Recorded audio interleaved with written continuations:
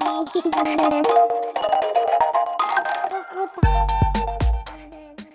guys! Welcome back to my channel! We're gonna do an August favorites. Grabe, tapos na agad yung August. Tapos na agad yung 2023. Hello. I'm gonna show you my favorite stuff from this month of August. Ito yung mga favorite buys, gifts, beauty, everything from the month of August, and I'm just so excited to share it with you guys. Starting off strong tayo. Let me just get it. Starting off strong. This scent, oh my god. Di ko alam bakit. My mom loves this scent. My boyfriend loves this scent.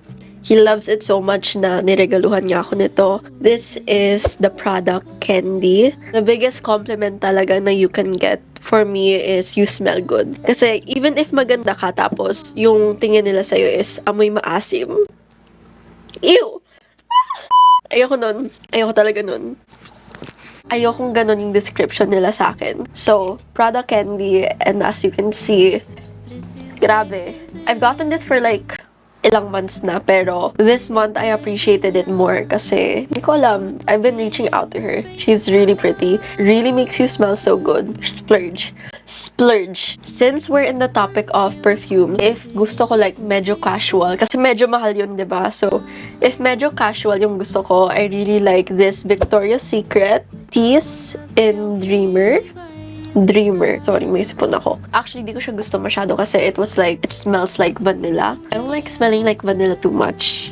Oh, if you don't know yet, I don't like smelling like vanilla kasi almost everyone smells like vanilla. Ganun ako arte. Pero this one actually makes you smell so good. It smells like my friend. That's the only reason why I hate vanilla. Pero, bango niya. Signature scent niya kasi yun, okay? Signature scent niya, and I want to have my own. Ngarte. Since we're talking about hygiene, ito yung next na favorite ko. Pinili ko siya actually from TikTok shop, and I never expected it to be something na I want to have long term. We're like this. We're tight. Ito yung wax. Chu-chu-chu-chu.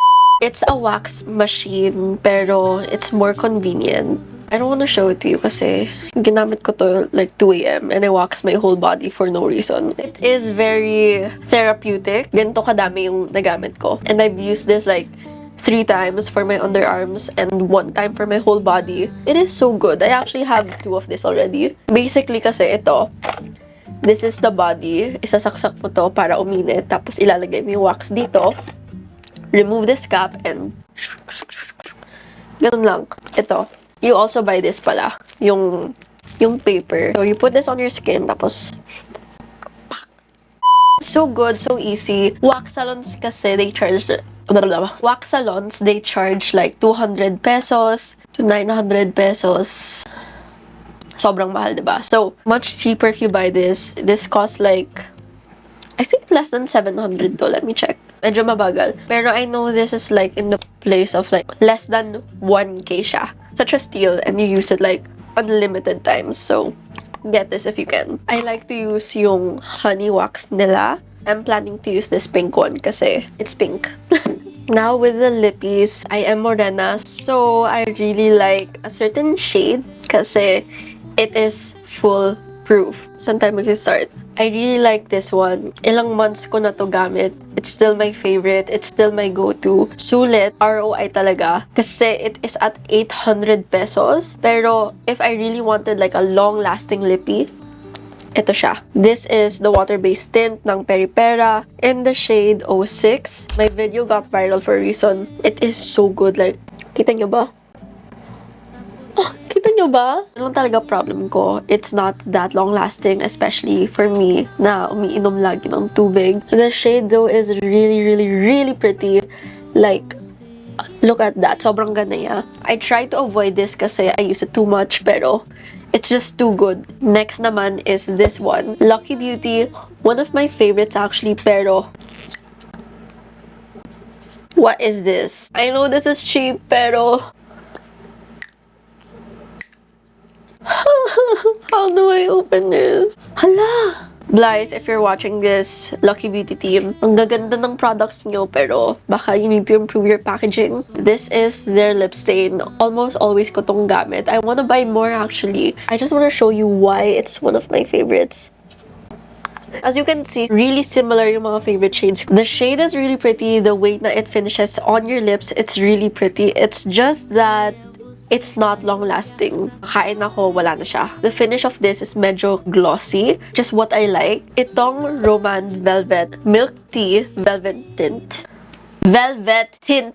Ang ganda niya. This is in 07 Rose Tea. Ito yung red for me. This is my bold, pinaka-bold na shade. Like, bro, they all look so similar. The finish on this looks like a matte lippy, and I hate matte lippies. They just look like cracks on my lips. To top it off, I just want to show you.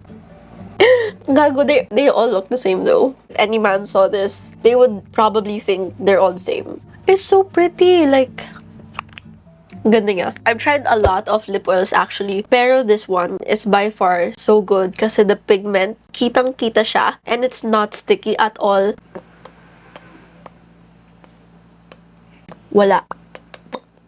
Ang ganda niya talaga. Tapos, it is so nourishing. Nourishing na parang nawawala talaga yung lines sa lips mo. Like, hindi siya halata. Next is for the base. I really like to color correct, especially sa under eyes kasi wala akong tulog. I really like using this one from Choo Choo Beauty. Matte lippies don't work for me. I don't want na masayang siya. So, ang ginagawa ko, I use this shade, Mellow Wine. Gamit ko siya under my eyes. After primer, I use a color corrector, which is this one. Tapos, I use this one. Favorite ko rin to kasi ito lang talaga nakakapag-cover ng redness niyan. This is Maybelline Fit Me Concealer. Tagal na nito actually. This is in 25 medium. If you guys haven't seen my skin yet, I have some dark spots here. Here, ayan, makikita mo. Usually kasi, I'm like trying out skin tints and foundation, BB creams. Ito gamit ko today. It has a sheer coverage. It's not my favorite at the moment, pero if I really wanted that coverage, ito rin gamit ko when I go to clubs, partying. This is the Maybelline